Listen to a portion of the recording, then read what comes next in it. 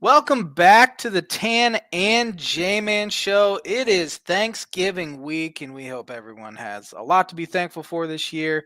Eat some good food. But before we get to that, we got some sports talk here. I'm the J-Man. Sitting next to me is Tanner T-Dog Lee. How you doing out there, T-Dog? Doing good, Jay, man. It's Thanksgiving week, like you said. And also, this coming Friday is the Tan and J Man show's ninth birthday. Ninth birthday, huh? I didn't Ninth real. birthday. I knew we were coming up on 9 years. I didn't know the exact date. I had to look it up. November Yeah. 28th, 2016. I remember it was like the Monday after Thanksgiving that year. I remember. Crazy. It doesn't feel like 9 years, but then you start looking back at things we've talked about and covered Yeah. and different studios we've recorded in and everything. It's definitely been 9 years. So Yeah, we used to be real creative and do stupid videos for you, previewing the episodes, but no longer. I think we've we've matured and sculpted our. I don't know about matured by any means, but it also doesn't help we don't live in the same state, let Correct. alone same Yeah. same city, let alone same state. Yeah. I should say. So, Yes. but pumped for tonight's show. We got a lot to talk about. Last week of the regular season for college football. Crazy. Yeah. NFL, another week in the books, coming up on week 13. Well, it will be tonight after the Monday night game. Coming up on week 13. College basketball, we still got big tournaments going on, which we probably should enjoy while we can, because I think they are going to be a thing of the past here in the next 5 years. So, or at least some of them, maybe like the smaller warm destination ones. But yeah, man, excited to get into it. And so I brought some birdie or bogey with me this evening, and it is Thanksgiving and NFL related. There are 4 teams in the NFL that have one or less. No, excuse me. That have played on Thanksgiving one or less times. Four Name those teams. four teams. Okay, that's a good one. Birdie or Bogey is brought to you by Arlington Public House for good cuisine, cocktails, located 703 Main Street in Rochester, Indiana. Go check them out. Go check them out, and let's see what they had over the weekend here. Visit them on Facebook at Arlington Public House. They had an apple glazed bacon cheddar burger. Mm-hmm. Burger topped with apple butter, freshly sliced apples, cheddar cheese, candied bourbon bacon, and spring mint. Served with crispy beer battered French fries. Yummy. I've never had apple on a burger. It seems like it'd be okay because a lot of fruits go pretty well with like saltier, savory stuff. I mean, peanut butter and apples go very well together. So I'd be interested to try that on a burger. Yeah, I've never tried it myself either. But like you said, I like peanut butter and apples together. So I like all kind of apples. The Red Delicious, the Granny Smith. I don't remember what the other kind's called off the top of my head. I don't either. Golden Delicious, right? Golden Delicious? Yeah. Golden Delicious? Red Delicious? Something delicious. Well, Red Delicious is, yeah. I thought, no, whatever. Whatever. I like all the apples. So. Yeah. Do you like, when it comes, we're going down a weird food rabbit hole right now, but when it comes to melon, do you like just watermelon or do you like cantaloupe and honeydew? I like cantaloupe. Not a big fan of honeydew, but I do like cantaloupe. I love watermelon. Watermelon's probably my favorite of the melons, I should say. But yeah, muskmelon's good. Watermelon, again, not a big fan of honeydew. I'll eat it, but I kind of indifferent with it. But yeah. J-Man's a big fan of the melons. I like the melons. I like the melons. This actually leads me into Thanksgiving. Here I have my blind ranking. I feel like this will be a good spot to do it. So I did this. I think it was 4th of July or maybe Memorial Day where I did like food synonymous with that holiday. It was a bunch of obviously grilled stuff. But now I have 5 Thanksgiving foods that are synonymous with Thanksgiving, and I want you to rank them 1 through 5 without knowing what comes next. Starting with mashed potatoes and gravy. I like myself some mashed potatoes and gravy, but it's not like a special thing for me on Thanksgiving because here in the Lee household we eat mashed potatoes and gravy quite often. or at least mashed potatoes. Maybe not gravy all the time, but I'm going to go safe here. I'm putting that 3. That's still a great side dish. Yeah. Ham. This is a tough one because I like ham and I like turkey. Some days I like it better. Some days I like turkey better. I'll put ham at 4. Okay. Okay. Here we got a turkey. I said I liked ham and turkey. I kind of wish I wouldn't have put mashed potatoes at 3. I'll go turkey 2. I feel like since it's Thanksgiving, yeah, I gotta go turkey 2. But it makes all right. I think you already screwed up. Knowing what I know about you, one of these final 2 is going to have to go in your 1 slot, and you're not going to be very happy with either of them in your 1 slot. That's why you don't go 3 with the first answer. That's right. I was surprised to hear ham at 4. I thought you put ham 2, turkey 1, or vice versa. Anyway, to get to the final one, here we got a pumpkin pie. 5. I don't like it.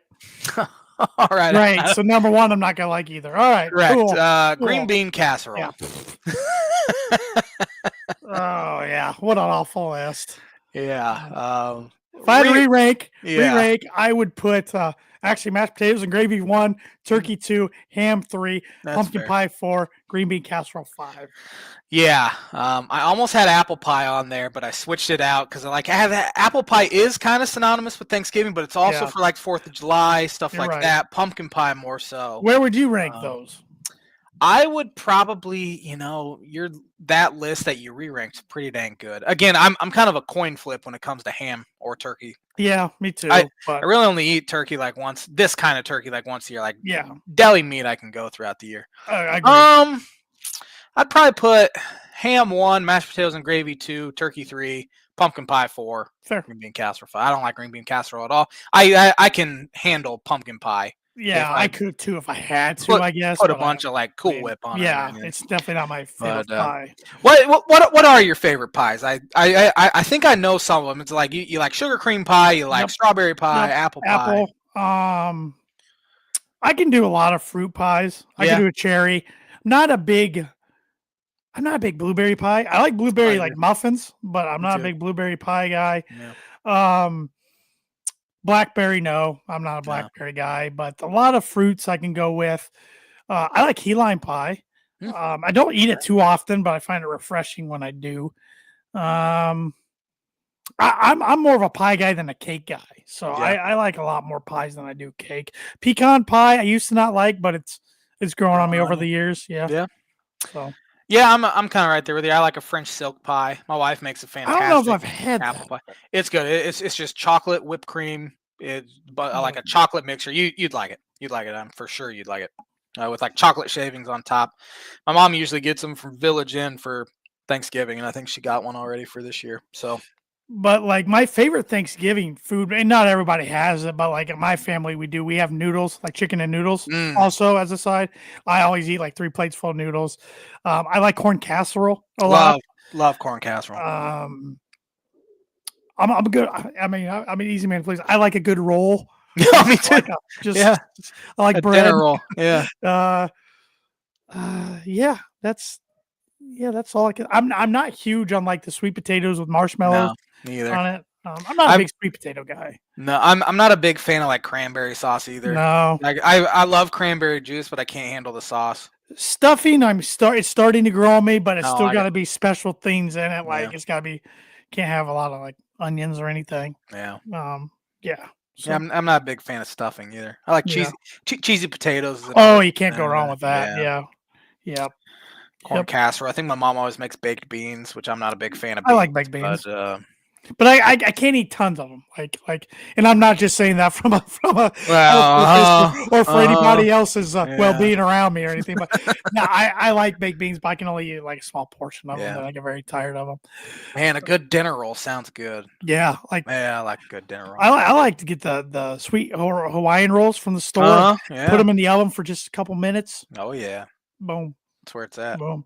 Got a comment here on Facebook from Thad Mooney. 9 lies, all lies. Time's a funny thing, gentlemen. When you started this adventure, I was on my first enlistment. Now I'm on my last, and yesterday was the start of year 16 of 20 till retirement and freedom. That's crazy. Yeah. Congrats, Mooney. Yep. And thank you as well for your service. Yes, absolutely. And he said the re-rank is spot on. All right. All right. Yeah. You know what's funny? My wife would probably put green bean casseroles 1. I remember here. I think my wife might put it 1 too. She loves green bean casserole. She got like when it was when she was pregnant. She had a hankering for green bean casserole, and she made so much of it. She's the only one that would eat it. It'd take up space in our fridge. It smells so bad. It all just the sight of it makes me gag at Yeah. this point. But yeah, she definitely had a pregnancy craving for green bean casserole, which is brutal for But, me. like, it's funny because that's my mother-in-law's staple at the holidays make, and my mom's Ah, staple to make. So yeah, I she like gets so my wife gets a lot of it, and I'm like, I'm good. I'm good. I've tried it plenty of times and just don't care for it. Yeah. No, thank you. So, but good list. I was ready for the blind ranking being Thanksgiving themed because you kind of hinted at it last week, but very good list. Switch it up from sports for a week.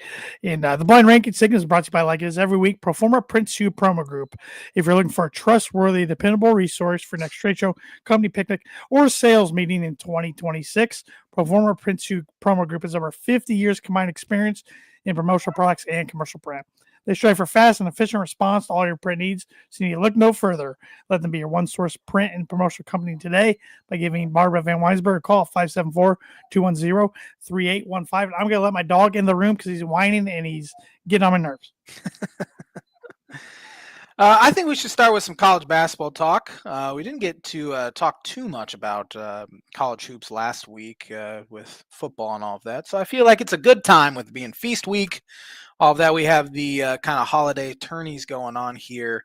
The main one is definitely the Players Era tourney, or is it even a tourney? I don't know. I don't know. I assume it is because the winner gets $1 million. So Yeah. it's got to be. So, and I saw the tweet that our buddy Evan Webb sent us that came out today that they're trying to expand it into like 24, 32 teams or something, and Yeah. like the winners play. But if you don't know if you're going to win there or not, how do you schedule your non-conference games?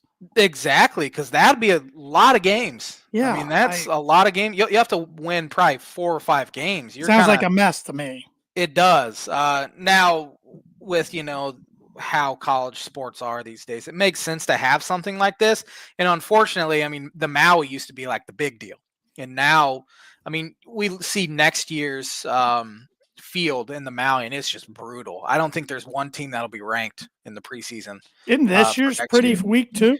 It's pretty weak too. I think NC State's ranked, and they lost today to I think Seton Hall. And they became actually the first ranked team to lose to a non-ranked team all season. It's the longest stretch ever to start a season without a unranked team beating a ranked team. But yeah, these small tournaments, like, I mean, the Charleston's always pretty good. We have there's one down at like Orlando. There's one at Vegas that's usually pretty good. But I think they're all going to be kind of overshadowed by this players tourney. I'm tired of the new wave of college athletics ruining tradition. Yeah, but I agree. I mean, there's no stopping it. No, and now today it was just announced that Ohio high school athletes can make NIL money, which seems pretty excessive. Well, Missouri's had it for a while, for a few years. Texas has had it for a few years because Quinn Ewers was the first one to make $1 million. Right. Yeah, that's so right. Ohio's not the first state. It seems like it's more of a advantage for Ohio State than anything. They probably were behind pushing for this. Probably. Some way. I don't know. Yeah, it's sooner or later there'll be more states than not that probably allow it to happen. And yeah. I don't know. I don't know, man. It's just all wild anymore. Yeah, it hasn't taken my love away from college sports like I thought it would, but it's definitely not nearly as fun as it used to be. Right. I'm right there with you. I still love Purdue football and basketball as much as I always have, but it's not as fun. And like, I think as the years go on, unless stuff changes, it might really take people's love away for college sports, especially basketball when it comes tourney time. If we see less and less mid-majors making the tournament. Right. And because if you make the tournament anymore and you have some good players, bye-bye to them. They got exposure now. The big boys are coming for them. And that's actually my next point. Like, the transfer portal has hurt my love if I do, if I have lost any love towards college sports. The transfer portal's hurt it more than NIL has, for sure. And again, we've talked about this so much, but I miss the days following high school recruiting. Like, I didn't even know college basketball signing day was 2 weeks ago. It used to be a big deal. Football signing day used to be a huge deal. And now it's less so. I don't even really follow high school recruiting anymore. Yep. You no longer get the guys unless you're Matt Painter, of course. You get them as a freshman and they're there all 4 years. That's very rare anymore. And Very. for one, Matt Painter has built a culture where it continues to happen for him where it happens really nowhere else. I mean, even now we're seeing it start to affect Marquette. Sure. Shaka Smart has refused to use the portal, and now they are, they might finish bottom 3 or 4 in the Big East this year because of that. After Butler. yeah, right there where they belong with Butler. But I mean, that's a great basketball coach and a team that's been very, very good the past couple of years. Yeah. But Shaka refuses to adapt to it. And that's just one example. And I think Dabo is another one that kind of refused to go through the portal at Clemson, and it's kind of caught up with them now. I mean, you see where they're at. So, and I think it can play the other way too, where if you're using it too much, then for you're sure, not getting that gelling in basketball and in football, like especially at the quarterback position. I mean, if you hit on it, great, but if you swing and miss, and you don't develop quarterbacks, say like first one that comes to my mind, Jeff Brom right now, Louisville. He keeps going to the portal and grabbing guys, and he has arguably never developed a quarterback. Aiden O'Connell is probably the closest one, and he was a walk-on. It came to Purdue, and it kind of just all fell in place and got lucky there. I mean, that's Louisville fans are they're going crazy right now because he hadn't developed a quarterback, and it's Miller Moss is struggling, and their team's starting to struggle, and so you see it both ways. Yeah, and I mean, we look at Kentucky basketball right now. They're struggling right now because they have pretty much an entirely new roster. And Mark Pope has even said, like, I'm still trying to figure these guys out and how to get them to where we need to be. Yep. We've seen it even for my own fandom with Illinois. I mean, they had a completely new roster in 2022. And it backfired. I mean, they were okay. They got a 9 seed in the NCAA tournament. That's a fine year for most programs and stuff, but where Illinois had been. But then they got a lot of retention the next year, and they go to the Elite Eight. And then they had an entirely new roster the next season, and they really were inconsistent, were solid. I mean, 6 seed in the NCAA tournament. And now you see with more retention this year, they look to be pretty dang good. So, and we've seen that a lot with I mean, we used to talk about the sophomore leap. Now it's year 2 transfer leap. You see guys make a huge leap from their first year as transfer in to second year if they stay at the same program. But that's been an issue, is getting guys to stay for that second year or multiple years in your program. Yep, it's wild. It's just it's so much of it has snowballed. I want to say so much quicker in the last couple of years than I think we ever thought possible, and I just don't know what's going to slow it down. No, I don't either. I don't know. But what are your takeaways so far? I mean, we're still in November. Try not to overreact or underreact to too many things. But what are your takeaways about around the Big Ten so far? Around the Big Ten, again, I think I said it last week that the top 2 teams I've seen in the Big Ten play were Illinois and Purdue. Well, Illinois lost on Wednesday, and now Michigan State's the team, and Purdue, the way they handle. I mean, they struggled with Memphis for a little bit and then pulled away late, and then just destroyed Texas Tech. But they're the best team in the country. Like, you can talk about them on your own time, not on Tana James time. I'm just kidding. But even though I saw arguments being made all over the place that Arizona should have been ranked number 1 today, yes, that they do. I mean, they have the best resume of any school. I mean, they've won at UConn, they've beaten Florida, they've beaten one other UCLA. Team. UCLA at UCLA. Yeah. So yeah, their resume definitely is number 1 worthy.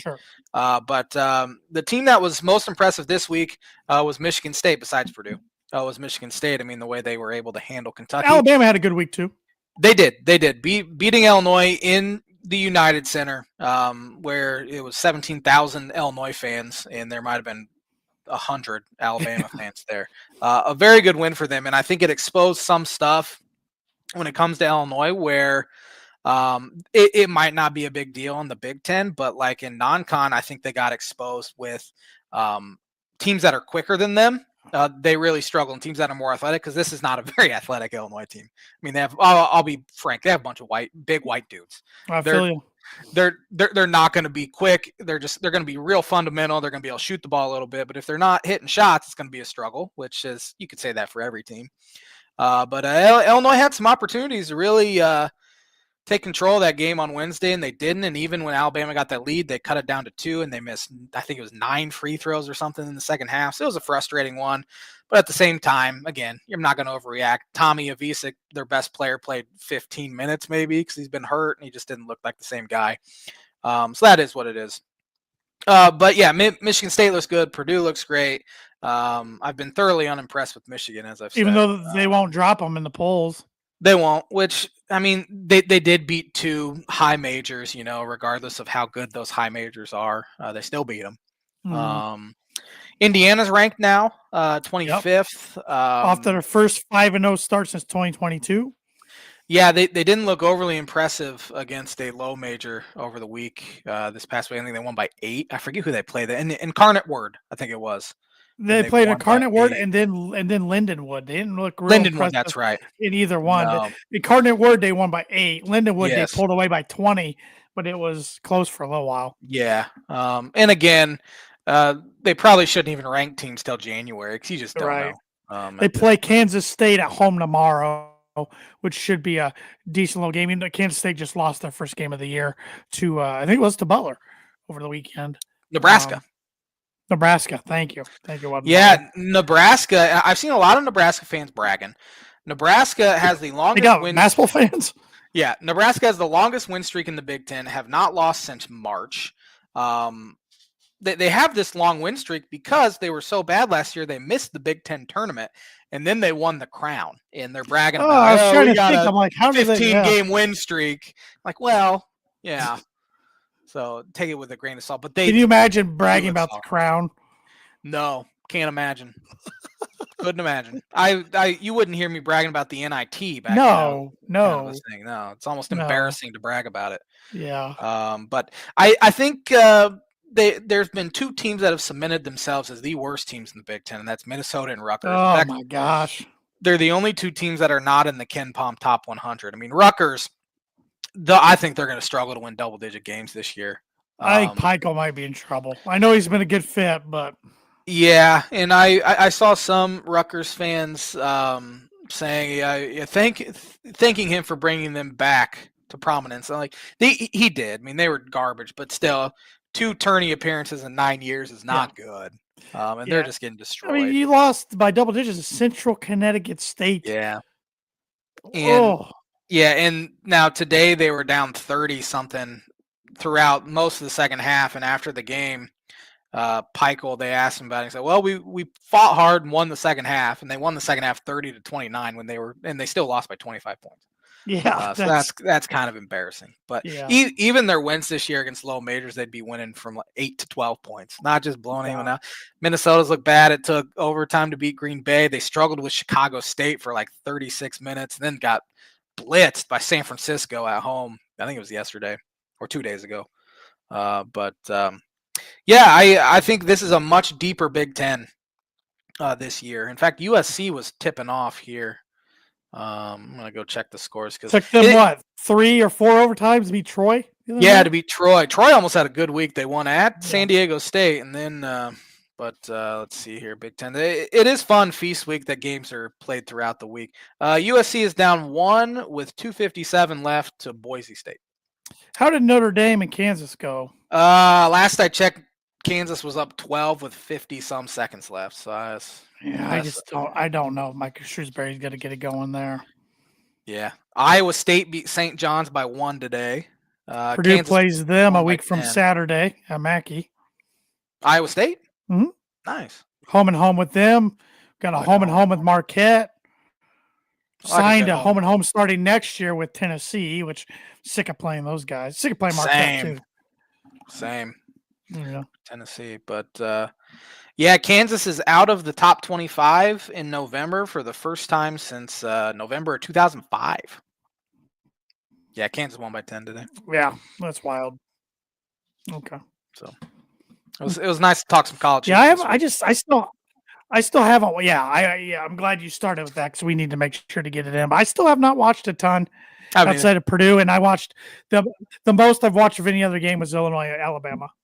yeah, I've watched every single minute of the Illinois, even on the Big Ten Network Plus. I hate those games. I usually have I usually have to put them on mute because the commentators are almost too excited. And the worst part about their game on Saturday, it was a 1:00 tip off. No students. It's Big Ten Network Plus, so the atmosphere is just dead anyway. And you have, the commentator screaming when somebody does something good. I can't handle it. Can't handle it. Gotta mute it. Yeah, might as well turn on the radio feed and Yeah, I sync it up. should. Yeah, I really should. Yeah. So, but yeah, college hoops. We'll be talking about it through April, really. Yeah. So, you want to get educated? I do. Learn about some sporting events that happen on November 24th. Oh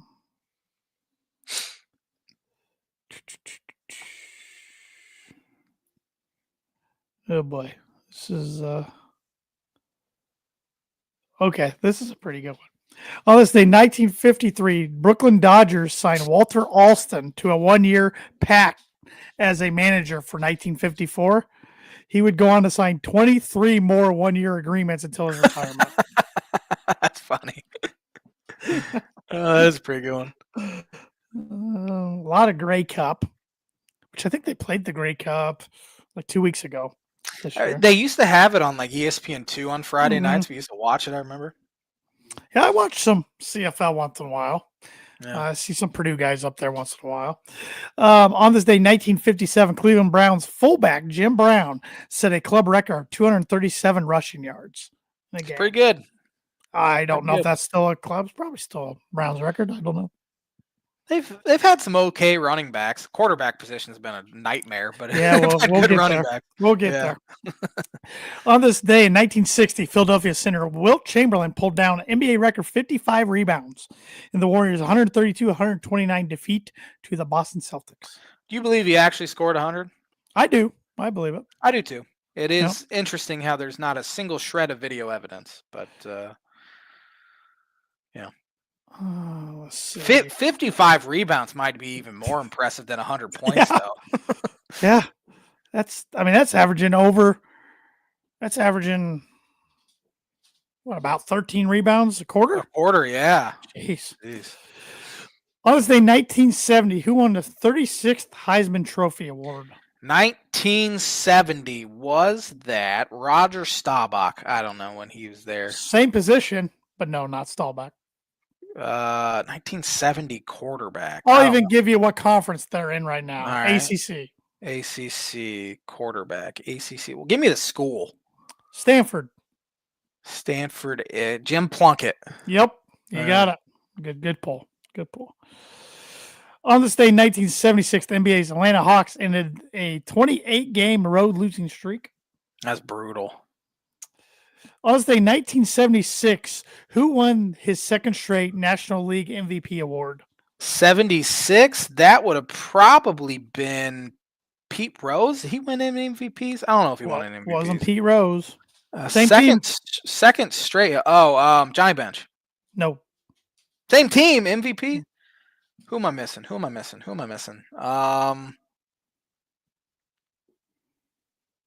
Give it to me. Joe Morgan. Hate that guy. Really do. On this day, 1977, Miami Dolphin quarterback Bob Greasy passed for 6 touchdowns in a 55-14 win over the Cardinals in St. Louis. 6 touchdowns. I don't know if Marino ever got to 6. I know Tua has, but I don't know if Marino ever did. I wish I knew cricket because that one looks cool, but no idea what that means. A lot of Grey Cup, man. A lot of Iron Bowl now. Yeah. Is that going to be it? On this day in 2012, the continued NHL lockout results in all games to December 14th being canceled. It's a sad one. I don't think they locked out the entire season that year, though. They did in the mid-2000s. Yeah. I don't think they did in 2012. I don't think they did either. I remember it was kind of almost the same year that the NBA did it. Yeah, I They liked shortened it. NBA when they did that year. I They thought it was should just better. keep it at 66. And on this day last year, NFL Philadelphia Eagles running back Saquon Barkley set a new franchise game record with 255 rushing yards in the 37-20 win over the LA Rams at SoFi Stadium. He hasn't been nearly as good this year. Has not. More expectations and pressure on him. Yeah. This year than there were last year, I feel like. So, but that is the On This Day segment, which is brought to you by, like it is every week, Mooney Wood and Laser Crafts. Mooney Wood and Laser Crafts is a veteran-owned, operated woodcraft shop based out of Texas with Indiana grassroots. They provide 100% hand-cut custom designs that fit your needs, and their pieces are a great addition to any home, office, or man cave. You can see some of their recently completed projects by visiting them at Mooney Wood Laser Crafts on Instagram and on Facebook, and online at mooneywoodlasercrafts.com. And if you let them know the Tan and J-Man Show sent you, you get 15% off your first order. And speaking of Mooney Woodcrafts, the Thad says the Browns' savior at quarterback is here. Yeah. He thinks so. He definitely thinks so. Yeah. Give him a full season, a full off season, see what happens. Yeah. That's what he says. Which they did name him starter today.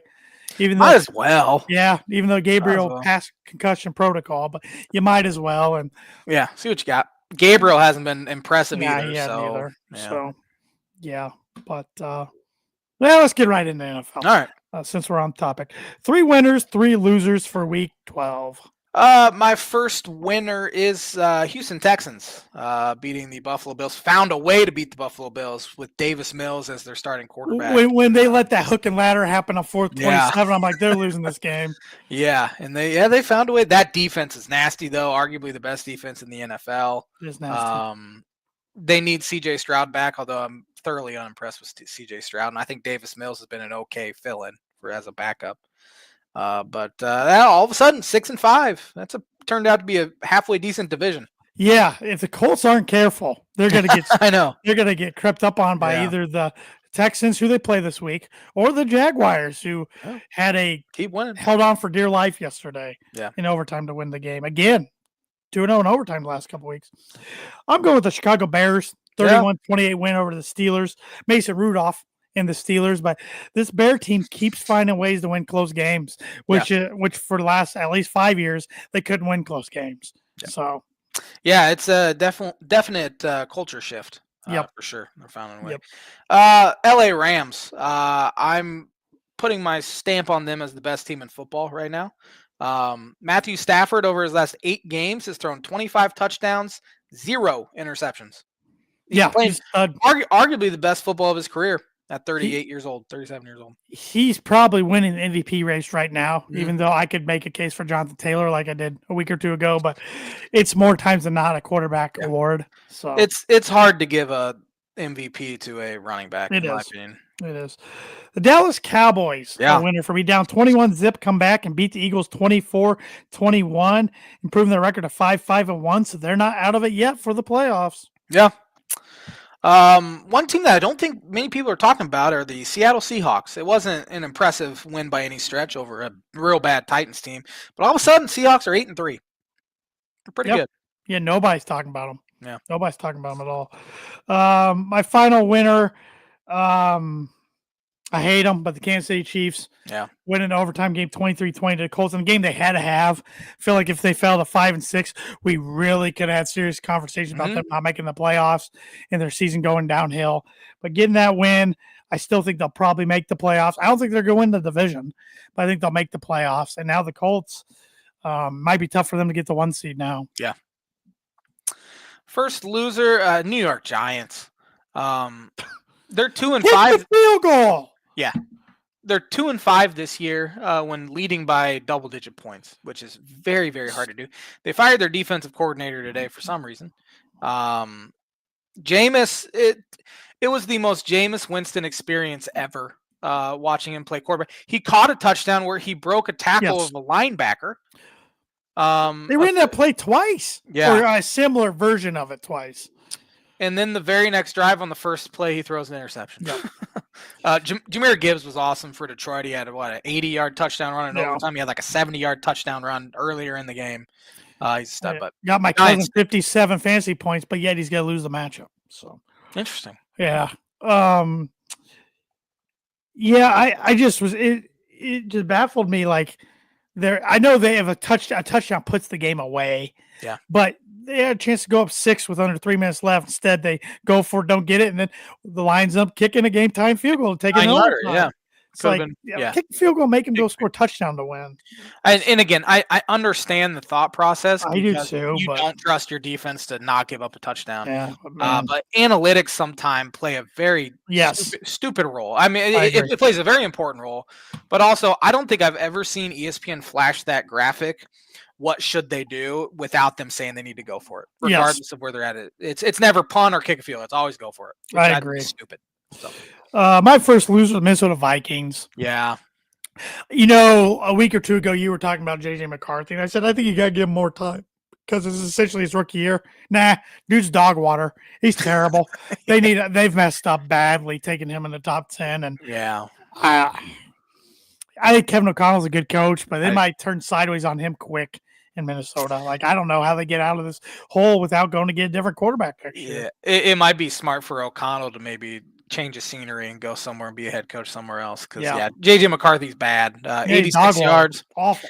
86 yards passing, 2 interceptions. It's worse everything. And now he's in the concussion protocol. It's almost like, a quarterback who majority of the time handed off and had a great defense and had a program that cheated their way to the National Championship.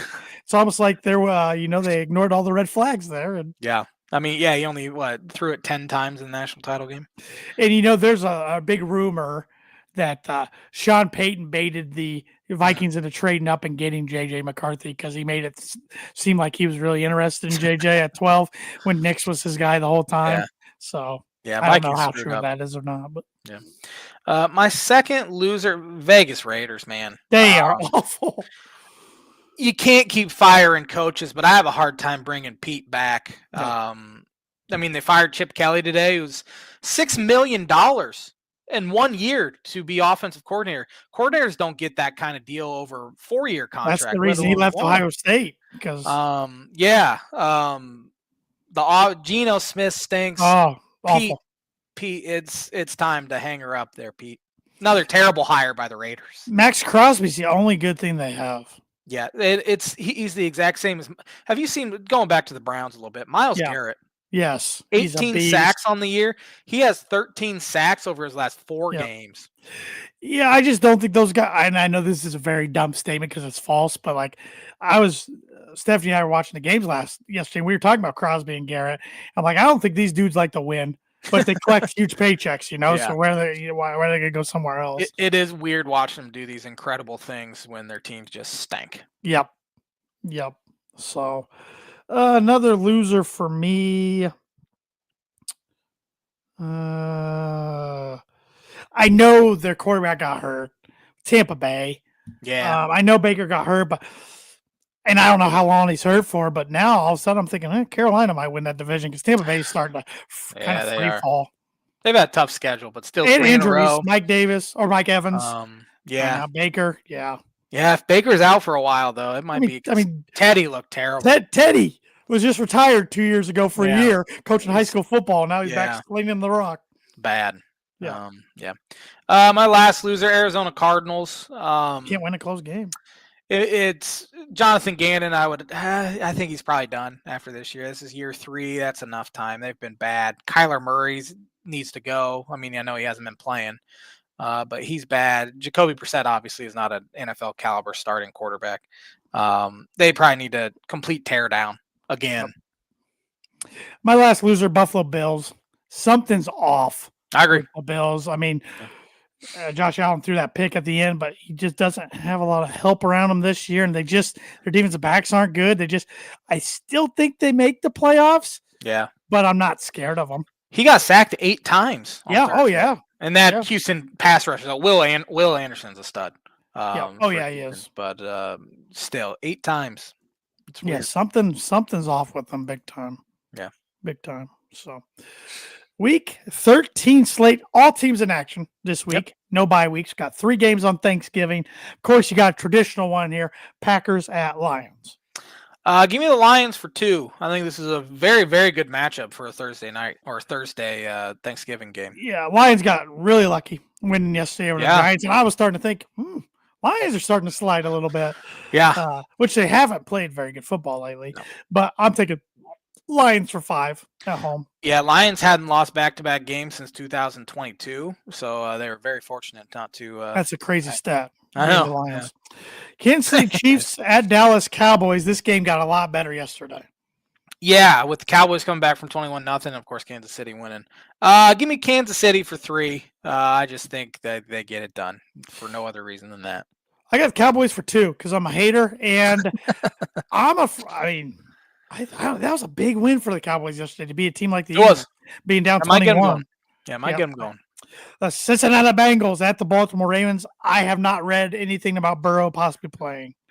Yeah, he had been a full participant in practice, and I think they said something about they didn't want him to play Sunday because then they'd have to turn around and play Thursday. Oh, so maybe he's good to go for Thursday. If not, it might be smart just to sit him another one and give him another. How about all their other dudes? They had like 3 guys go out 3 straight plays yesterday with injury. Yeah, I have no idea. I haven't heard anything. I got Baltimore for 4. Baltimore hasn't been overly impressive either. They're winning. Won 4 straight. They have. I got the Ravens for 8 just because they're at home, and I hate that I put that many points on it. Yeah. So, Black Friday game, and it's a good one. Chicago Bears at Philadelphia Eagles. Eagles will have something to prove, and I think they will prove that. Give me Philadelphia for 7. I got the Eagles for 4. I think they bounce back, but if it's a close game, it's hard to pick against the Bears right now. But I think the Eagles get it done. Another weird thing to say, isn't it? Yeah. Jacksonville Jaguars at the Tennessee Titans. Give me Jacksonville for 8. Tennessee stinks. And that pains you because you hate the Jaguars. I do. I got the Jaguars for 10, but it'll probably be a close game because the Jaguars like to play with their food even when they win games. Atlanta Falcons at the New York Jets. Give me the Jets for 1. I got the Falcons for 3, but I don't think either team's very good. Coin flip. LA Rams at the Carolina Panthers. Give me the Rams for 11. Wish I could watch the Panthers play tonight. Because if they win tonight over the Niners, I might have a different feeling about this, especially them being at home. But I got the Rams for 7. I think they're rolling right now. The New Orleans Saints at the Miami Dolphins. Dolphins coming off a bye. Give me the Dolphins for 5. This is total Dolphin letdown territory for you coming off a bye against a really bad team. But I got the Dolphins for 12. I think they take care of business. They should, but again, they're the Miami Dolphins. Arizona Cardinals at Tampa Bay Buccaneers, and like Thad Mooney said here, AC joint sprain for Baker. No timetable for return per the ESPN ticker. I picked this game and didn't change it until after. Well, I picked the game before his injury, and so I'm going to stick with it. Give me Tampa Bay for 10. I got Bucks for 6. I still think at home, even with Teddy Bridgewater, they find a way to beat the Cardinals. They should, yeah. San Francisco 49ers at the Cleveland Browns with Shadir Sanders making his second career start. He was the first Browns rookie to win his first start since I think it's either 99 or 95. I don't know. Something. That's bad. Well, give me 49ers for 14. I got Niners for 11. I think Raiders defense is better than their offense, but it's still not that great. Yeah. And I think San Francisco's defense is going to show Shadir like welcome to the NFL type moment. Houston, Texas at Indianapolis Colts. This game became a lot bigger yesterday. Yeah. Give me the Colts for 9 just because they're at home. I got the Colts for 9 as well. Minnesota Vikings at Seattle Seahawks. Think Sam Darnold's pumped for this one? Oh, I bet he's pumped. Give me Seattle for 15. I got Seattle for 16. I just don't see him losing at home. Buffalo Bills at Pittsburgh Steelers. Very big game for both teams. Yeah, the Pittsburgh needs Rodgers back, and I assume he'll be back. With that being said, give me the Bills for 12. I just don't believe it. Whoa. Yeah. I got the Bills for 1. So, all right. Las Vegas Raiders at the LA Chargers. Give me the Chargers for 16. I got the Chargers for 15. Denver Broncos at the Washington Commanders. Is that Sunday nighter? Sunday nighter, yeah. Daniel's going to play? I haven't seen anything about Daniels. I don't think it matters. Give me Denver for 6. I got Denver for 13. Coming off a bye, as was Washington. Hoping Patrick Surtain's back. I don't know. Sean Payton wouldn't comment on it today. It's just not. That's typical Sean. He doesn't like to say anything about injuries. But I'm glad it's Sunday night because that's Broncos' only Sunday night game of the year. And I was really afraid they were going to flex it due to how bad Washington is. But in Monday night, New York Giants at New England Patriots. Patriots have had a very fortunate schedule, but give me Patriots for 13. I got the Patriots for 14. They got a pretty easy schedule here on out. They do have the Bills, but it's at home. I don't believe in them. Yeah, I've said that. But, I think they're a year ahead of schedule. So, like, you know, I think they'll make the playoffs, but making a run at the Super Bowl, I don't think they're ready for that yet. But I could be completely wrong. Yeah. All right. Any other NFL thoughts? No, I don't think I have anything else. I was trying to think of jobs that will open, and of course we have Tennessee open, we have the New York Giants open. I think Arizona will open. You said Cincinnati you think will open. And I think Cincinnati will open. I think Atlanta has a good shot to open. Miami has a shot to open. Other than that, though, what if the Bills are early exit? I could see them moving on from McDermott. I think it'd be stupid to do that. It would probably make more sense to fire the GM after not getting Allen any wide receiver help at all. Their wide receiving core is terrible. But at the same time, it's hard to fire a GM and then keep the head coach in the NFL more so than any other sport. But I don't think we'll see any coaches retire. Maybe Pete, if this might be it for Pete. Yeah. Probably time to do it. But no, I don't think any. Would the Steelers and Tomlin part ways if they don't make the playoffs? I could definitely see that. I could see the Steelers trying to trade him. Which would make sense. I'd love it if the Dolphins went and got Mike Tomlin, but they'd be a lot more disciplined. Maybe it's time for John Harbaugh if they don't win a Super Bowl. Maybe it's time for them to kind of think about that too. Well, they got to worry about making the playoffs. I know. Worry about winning the Super Bowl. So, college football week 13. Any big takeaways from week 13? Big 10 wise, Oregon taking care of USC. Yep. Illinois, who was just ranked. The latest stinker.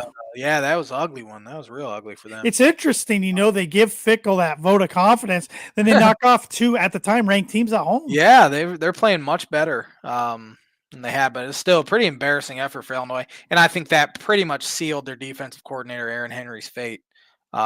Wisconsin hadn't scored more than 14 points since week 2, and they gave up 27 to them. Yeah.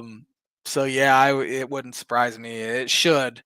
I know Brett is very loyal to him because Aaron Henry was defensive back for him at Wisconsin. But is Northwestern's coach the best coach in the Big Ten? He might be pound for pound. Honestly, might be. Bowl eligible again with a roster that probably should not be bowl eligible. Again. I mean, he did. They did that 2 years ago. Yeah, and last year they were real close as well. I think they went 5-7. So yeah, pound for he might be the actual best coach in the Big Ten. Yep. Elsewhere around the country, Notre Dame's game was over. 5 minutes into the game. What a trouncing! Notre Dame scored 21 points before their offense took a snap. Incredible. I got on the Fran Brown train, and my goodness, sorry, Syracuse. Tanner curse of death there. They were 3-1 and it'd be Clemson, and they have not done anything since. I put a bet on Jeremiah Love to win the Heisman because he was fifth odds. That's crazy. I think he should win it. I threw some money on him. I think it was like $5 or $10, and it gets me a decent chunk if he wins it. Yeah, so I think he's going to win it. Yeah. That's just my thoughts of it. Where do you think Lane Kiffin coaches next year? I think he's back into Ole Miss. Ole Miss gave him an ultimatum. I know. They have to let him know by they usually play Thursday night, don't they? The Egg Bowl? Egg Bowl. It's usually Thursday night, but it might be switched just because the NFL is kind of taking over. But they kind of gave him an ultimatum that he needs to make up his mind. I mean, he hasn't signed an extension. LSU wants him real bad. Florida wants him. So it'll be interesting to see how it plays out. It's Friday at noon. The Egg Bowl. Man, it used to be like primetime Thursday night before the NFL. Friday in the SEC, you got the Egg Bowl. You got Georgia Tech, which Georgia Tech losing takes a little energy off that. Texas A&M, Texas. That's pretty good. Yeah. Pretty good. Yeah. Nice.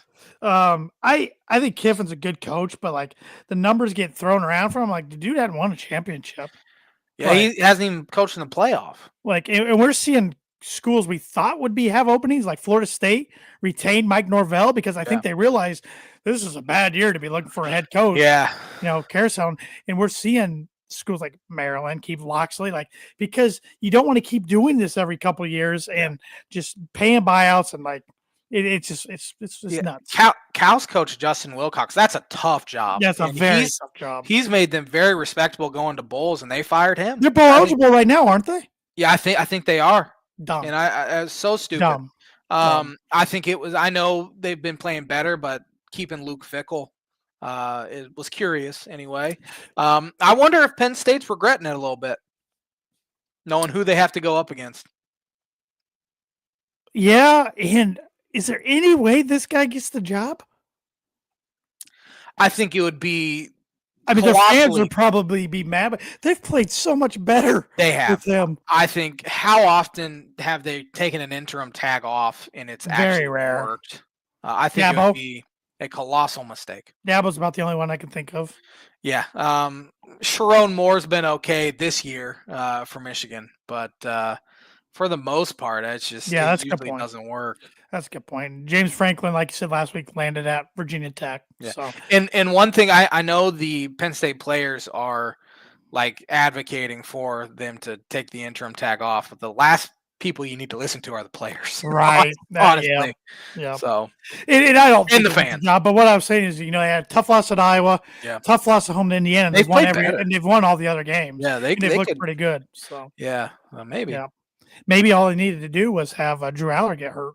Maybe. Yeah. I've never been a big Drew Aller fan or Cade Klubnik. They're kind of one and the same. And you haven't been impressed by Bryce Underwood either. I've been thoroughly unimpressed with Bryce Underwood. Big Ten games this week. We got 2 on Friday. One always plays on Friday. That's Iowa at Nebraska. Yeah, this is a fascinating one. Iowa should have lost to Michigan State. Down 10 in the fourth quarter. Jonathan Smith will be. I think that'll open. Yeah, 2 and done. They, for one, punting it to that guy, and that's the only reason why Iowa won. Long punt return, which is pretty typical Iowa. Yes, honestly. It is. They're 6.5-point favorites, by the way. Iowa's. Give me Nebraska for 1, just because it's in Lincoln.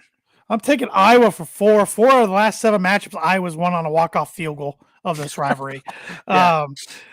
Nebraska just looked like dog water. That's my word of the night. That's your dog water. I want to say something else. I was going to say I thought you were going a different direction, and then I want to say something else, but I'm saying water instead of what I really want to say. So they looked awful at Penn State. So the Old Oaken Bucket, not looking forward to this one. Number 2, Indiana, 28.5-point favorites at Purdue. NBC, sorry, America. This will be the J-Man's Book of Prediction Week. Oh, boy. I think IU covers that, and they might win by double to 28. That's just me. IU's been killing everyone besides Penn State in Iowa. But you wonder where Purdue's head is. IU still has a lot to play for.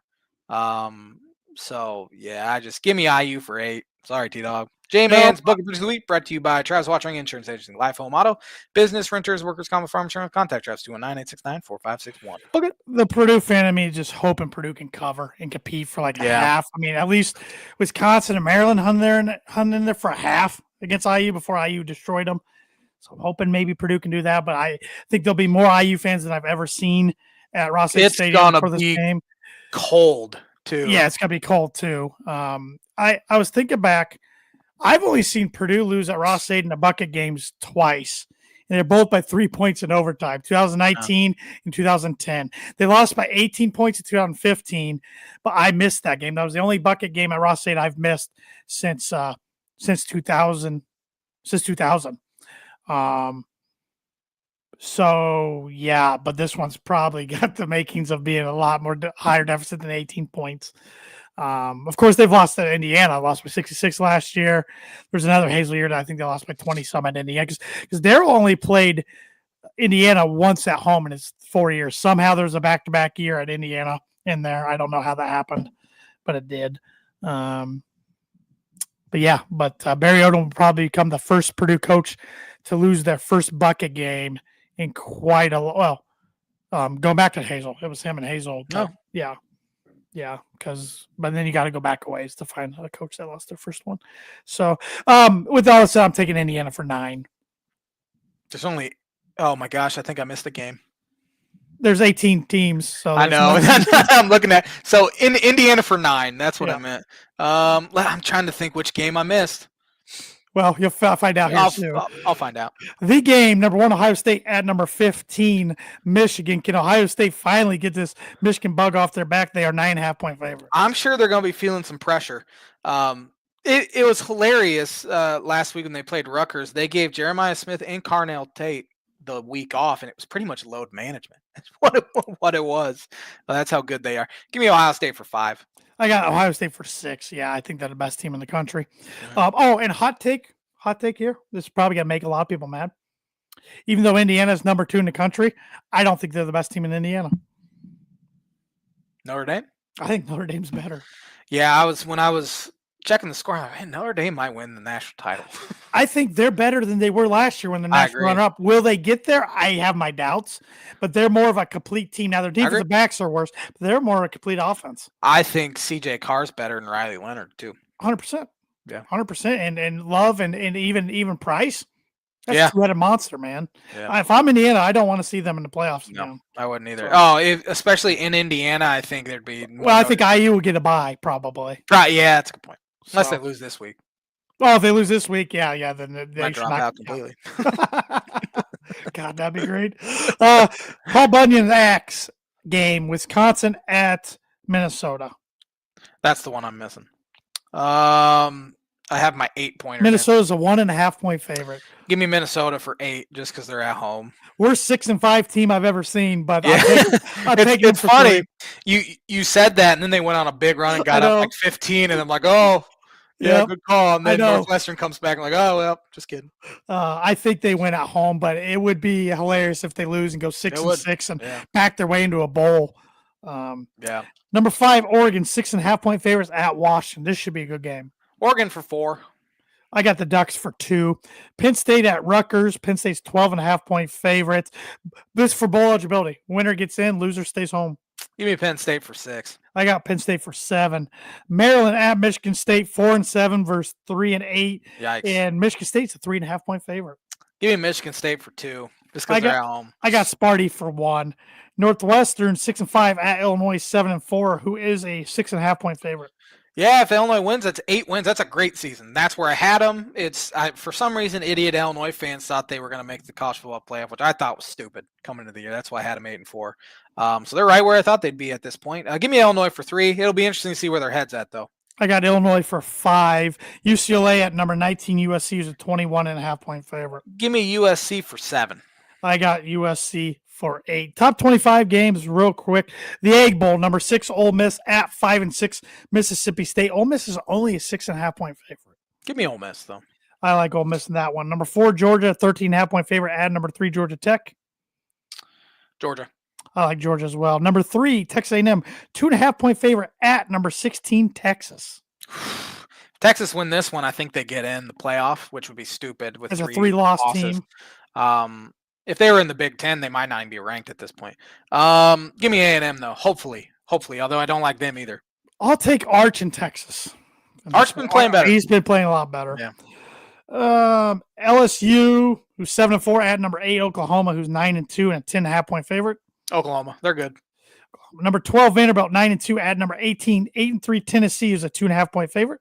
Cannot stand Diego Pavia or his mom at this point. I can't stand Tennessee. Yeah, give me Tennessee. I think Tennessee wins at home.